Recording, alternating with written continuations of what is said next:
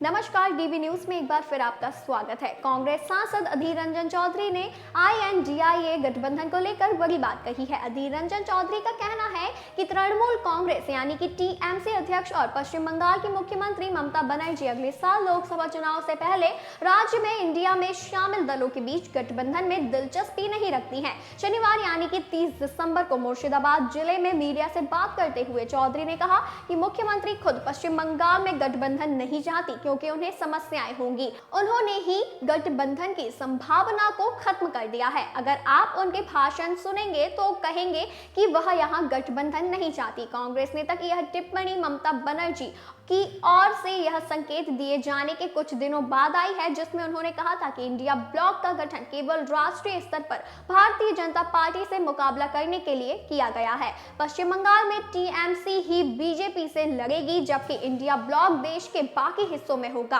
केवल TMC ही पश्चिम बंगाल में BJP को मात दे सकती है और पूरे देश में दूसरों के लिए एक मॉडल स्थापित कर सकती है। वहीं अधीर रंजन चौधरी ने कहा कि कांग्रेस अपनी चुनावी तैयारियों के साथ आगे जा रही है। हमें कोई फर्क नहीं पड़ता कि कौन हमारे साथ आ रहा है या हमें छोड़कर जा रहा है। हमने मुर्शिदाबाद में TMC और बीजेपी को कई बार हराया है और हम फिर से हराएंगे। साल 2019 के लोकसभा चुनावों में TMC ने पश्चिम बंगाल के कुल 42 लोकसभा सीटों में से 22 सीटें जीती थी, जबकि कांग्रेस को बेरहमापुर और मालदा दक्षिण की सीटों पर जीत मिली थी। पिछले महीने कांग्रेस सांसद अबू हशम खान चौधरी ने कहा था कि TMC 2024 के चुनावों के लिए कांग्रेस को 2 सीटें और मालदा से देने पर सहमत हो गई है। हम और अधिक सीटों की तलाश कर रहे हैं। उम्मीद है कि गठबंधन में कोई दिक्कत नहीं आएगी।